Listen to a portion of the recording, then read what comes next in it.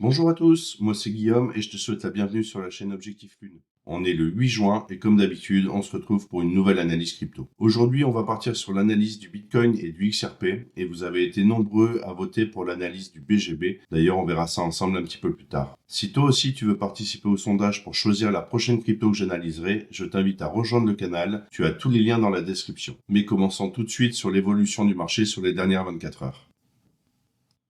Ce qu'on peut voir ce matin, c'est que le marché est plutôt à l'équilibre. On a le Bitcoin qui est en légère progression de 0,09% et s'échange à 105 513 $. Le TH en légère régression de 1,20% pour 2486 et le Sol à plus 0,72 à 150,59. Donc le marché est plutôt plat. Allez, on se retrouve tout de suite sur le graphique du Bitcoin. On va voir ce que le cours nous réserve. Nous voilà sur le graphique du Bitcoin. Pour rappel, nous sommes en D1, ce qui veut dire que chaque bougie représente une journée de cotation. Ce que nous pouvons voir dans un premier temps, c'est que nous sommes venus chercher les targets sur le retracement de Fibonacci, donc sur les 102 678 50 et les 100 483 35, que pour le moment, on reste toujours baissier. Pourquoi? Parce que dans un premier temps, on n'est pas venu casser le pivot ici. Pour une reprise à la hausse, il faudrait que le RSI passe au-dessus du pivot. Deuxième point important, c'est qu'à l'heure actuelle, la droite de tendance, on pourrait soit la poser ici, et dans ce cas-là, on se dit, la droite de tendance est cassée, mais on a toujours le pivot qui est en suspens. Soit on la décale et on vient la poser ici, et dans ce cas-là, il faut toujours qu'on casse et la droite de tendance et le pivot. J'avais déjà programmé une zone sur les 98 236 79 et les 92 948 02, qui est la zone ici en violette. Qu'à la lecture du graphique, on voit qu'on a eu un plus bas ici RSI, donc ce qui veut dire qu'on peut prolonger notre prolongation de Fibonacci. Donc on va enlever mes petits gribouillis pour avoir un peu plus de visibilité. Donc si on étend notre prolongation de Fibonacci, on pourrait poser le retracement de la baisse qui nous donnerait la zone des 107 545 et la zone des 106 176 qu'on est venu toucher, vous voyez, sur cette bougie-là.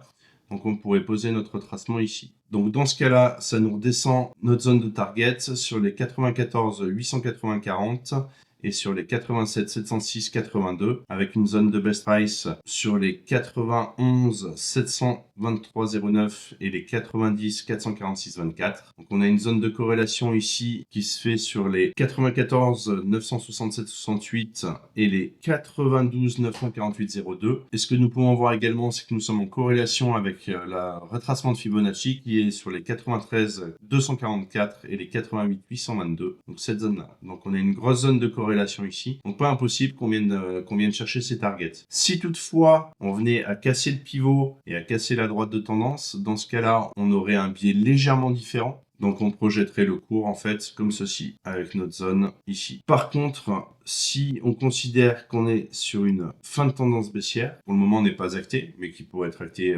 d'ici quelques heures ou quelques jours, on peut essayer de voir en H4 ce que ça nous donne. Donc en H4, on peut voir qu'on n'a toujours pas de divergence, puisque ici le RSI fait un plus bas, et sur le RSI et sur le prix. Par contre, on peut voir qu'on a légèrement cassé le pivot et qu'on a réintégré quasiment instantanément. Et si toutefois on voulait avoir un biais haussier, on pourrait alors potentiellement se projeter comme ceci pour aller chercher la zone des 113 254 72 et des 109 475 10 avec une zone de best price sur les 111 811 37 et les 111 138 62. Et pour ça, il faudrait vraiment qu'on ait un retour du RSI au-dessus du dernier plus haut, ce qui nous amènerait sur une continuation haussière. Si tu veux te lancer dans le trading, sache que chez Objectif Lune, on travaille avec la plateforme Bitunix et en passant par le lien dans la description, tu bénéficieras de 10% de réduction à vie sur tes frais de trading. On enchaîne tout de suite avec les annonces économiques. Pas d'annonce économique aujourd'hui ni demain mardi. Mercredi, on se retrouve à 14h30 pour la publication de tous les indicateurs d'inflation pour le mois de mai. Donc c'est-à-dire les CPI, l'indice de prix à la consommation, l'inflation mensuelle et annuelle, et le corps inflation hors énergie et alimentation. Ce type de données est très surveillé par la Fed, donc en fonction des résultats, ça pourrait fortement influencer les marchés. Si l'inflation ressort plus élevée que prévu, on pourrait voir le dollar monter, les actions reculer, et du mouvement sur le marché du Bitcoin et des altcoins. Jeudi, on a l'emploi et les prix. Donc toujours à 14h30, on a les nouvelles demandes d'allocation chômage et le PPI, donc l'indice des prix à la production. Donc le marché surveillera particulièrement les chiffres du chômage pour détecter un éventuellement ralentissement de l'économie. et le PPI pour voir si les pressions inflationnistes persistent en amont. Et vendredi, on a le sentiment des consommateurs, donc c'est le dernier point important. À 15 h, on a le Michigan Consumer Sentiment, donc c'est l'indice de confiance des consommateurs de l'Université du Michigan. C'est un indicateur qui donne une idée du moral des ménages américains et donc de leur appétit à consommer, ce qui peut indirectement influencer la politique monétaire à venir. Donc en résumé, la semaine qui arrive est clairement stratégique pour les marchés financiers. Tous les projecteurs seront braqués sur les chiffres de l'inflation mercredi, véritable juge de paix pour la suite de la politique monétaire de la Fed. Un excès d'inflation et les marchés pourraient corriger sévèrement. À l'inverse, une inflation mieux maîtrisée pourrait relancer l'optimisme, notamment sur les actifs comme les cryptos. Donc restez vigilants et gardez vos plans à jour. Allez, on se retrouve directement sur le graphique du XRP. Ce que nous pouvons voir tout de suite sur le XRP, c'est que nous sommes venus chercher les zones, donc les zones qui étaient ici. On avait une zone qui était comprise sur les 2,10 552 et les 1,87 432, avec une zone de best price sur les 2,00 376 et les 1,96 261. Donc ça, c'était pour la prolongation de Fibonacci, qu'on est venu corréler avec le retracement de Fibonacci, donc qui était sur les 2,13 512 et les 2,01 63. Donc on peut voir que le cours est venu taper dans la zone de corrélation. À l'heure actuelle, la correction n'est peut-être pas terminée. On peut avoir un dernier plus bas qui retourne dans la zone. Et moi, ce que j'aimerais voir, c'est qu'on puisse casser le pivot. Donc ce qui validerait le fait qu'on ait terminé la baisse et qu'on pourrait partir à la hausse. Les targets à la hausse sont toujours inchangés pour le moment. On est toujours sur les 3,10 159 et les 3,74 837. Donc cette zone-là, avec une zone de best price sur les 3,38 626 et les 3,50 138. Ce qu'on aimerait voir concrètement, c'est ça. J'ai regardé en 4 heures à l'heure actuelle. Le fait de passer sur une time frame plus petite nous donne pas forcément plus d'indications. Donc on attendra de voir si un dernier plus bas se fait ou si vraiment on vient casser le pivot. Donc pour rappel, si on casse le pivot, hop, ça veut dire que la baisse est définitivement terminée.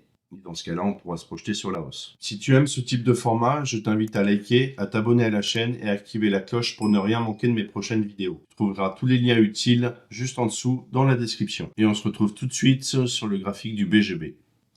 Nous voilà sur le graphique du BGB. Donc, ce que nous pouvons voir, c'est que nous sommes bien venus chercher les targets, donc qui étaient comprises sur les 4,758 et les 4,374, avec une zone de best price sur les 4,589 et les 4,520 qu'on est venu toucher. Donc, cette zone était en corrélation avec le retracement de Fibonacci, donc qui elle était comprise sur les 4,781 et les 4,531. Cette zone-là, donc on est bien rentré dans la zone. À l'heure actuelle, comme sur XRP, on peut toujours avoir un dernier plus bas. Pour valider la fin de la tendance baissière, il faudrait que le pivot casse et donc que le RSI repasse à la hausse. Donc si le pivot vient à casser, ça nous indiquera que la baisse est définitivement terminée. Et dans ce cas-là, on pourra se projeter sur la hausse. Avec les données actuelles, on peut poser un retracement de Fibonacci qui nous donnerait une target à la hausse qu'on pourrait éventuellement aller chercher. Donc cette zone se situerait sur les 5,335 et les 5,178. Et on pourrait dans un premier temps donc aller chercher cette zone-là. Passons en 4 heures, voir si on a quelque chose de pertinent.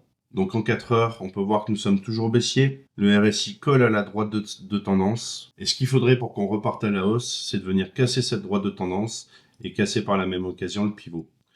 Donc la droite de tendance ici et le pivot ici. Donc dès qu'on aura cassé cette zone-là concrètement, on pourra se dire que la tendance baissière est finie et qu'on repart chercher la zone ici. Pour rappel, ce que je te partage ici reste ma lecture à un instant T. Ce n'est pas un conseil en investissement. Et comme toujours, je te propose de faire tes propres recherches et d'adapter ta stratégie à ton profil de risque. Voilà, j'ai fait le tour pour aujourd'hui. On se retrouve très bientôt pour une nouvelle vidéo. D'ici là, dis-moi en commentaire quel token tu aimerais que j'analyse pour la prochaine fois. Et comme toujours, prends soin de toi et de tes cryptos. Ciao!